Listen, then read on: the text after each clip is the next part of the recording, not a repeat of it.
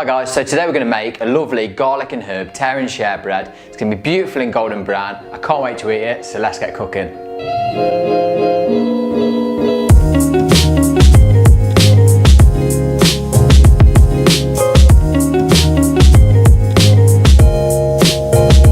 So here we've got 500 grams of plain white flour, some extra flour for dusting, some yeast and salt, that's 7 grams of dried action yeast in there. In here we've got garlic puree, some olive oil, we've got some herbs and onion salt, and here we've just got 300 ml of warm water. Okay, so what we're going to do, first of all, you can take a little bit of the onion salt, because we've got a garlic and herb bread, I'm going to use onion salt today. So a couple of pinches, straight into the flour, and what we're going to do, first off, we're going to mix that in. The reason we mix it in is because we don't want our yeast to touch the flour and salt straight away, because that's going to kill the yeast. Okay, so now that's stirred in, we're going to get our yeast and sugar straight into the 300 millilitres of warm water there. We're just going to give that a little mix. Get that mixed in nicely. Beautiful. Okay, now we've got that mixed in, make a little bowl shape in the centre of our flour. We're going to pour the whole thing in. Straight in there like that. Okay, brilliant.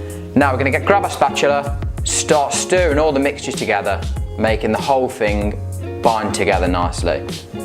Beautiful. Now that your mixture started to form together nicely in the bowl, we're going to take our garlic paste and we're going to spoon that all in the mixture.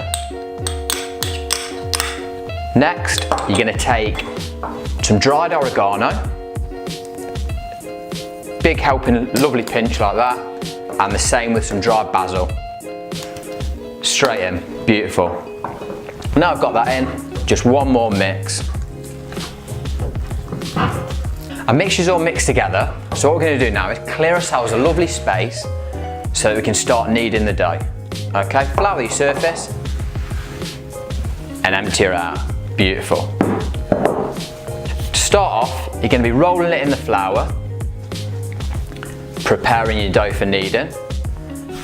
Dust your surface, and then we're going to be folding it and pressing it. You can do this one-handed, just folding and pressing repeatedly. It's really going to bind everything together, and then we're going to stretch it and form some gluten bonds. And that's going to give you this lovely silky dough. Okay, it's beautiful to play with.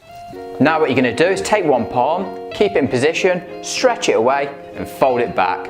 Turn it to the side, keep it in position, fold it away, stretch it back. Just repeat that a few times. Lovely. Now that your dough is lovely and silky and malleable, what we're going to do is we're going to take a bowl, drop a little bit of olive oil in there so it doesn't stick to the bowl while it's proving. We're going to drop our dough in there. I'm going to cover that with cling film and let it prove for an hour. So I've got a proved dough. I'm just going to take the cling film off this now and empty it out. There we go, straight onto your dusted surface. Beautiful, you can see how much air that's got in while it's been proven. So we're going to roll it in the flour into a nice sausage shape. And all we're going to do, take a knife, we're going to cut that into 3 equal sections. Tear those apart.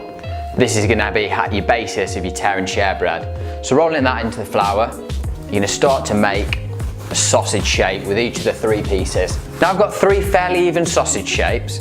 What we're going to do is take the ends, place them together such as that. We're going to start by folding one of the outer pieces over into the centre of the other 2 pieces and keep repeating that process.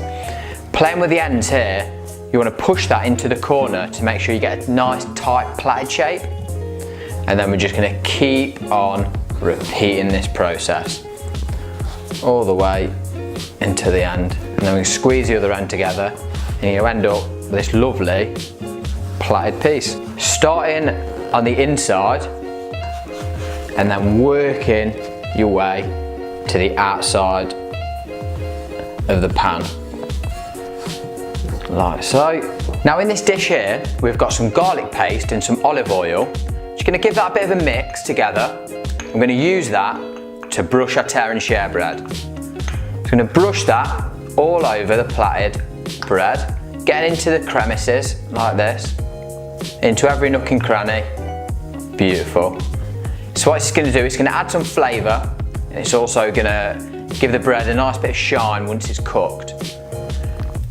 And the third thing it's going to do is making sure that all your herbs and salt that you're going to apply in just a second is going to stick to the outer edges of the bread, form a nice crust when you bite into it. Perfect. Two things we're going to add onto the bread right at the end. Nice pinch of oregano, lovely, and dust it like that, and a tiny bit more, just a tiny pinch of onion salt. Beautiful. And that's going to be ready for the oven now. Now that your bread's been in the oven for about 25 minutes on 180 on a fan oven, this is exactly how it should look, beautiful and golden brown. So thank you very much for watching, guys.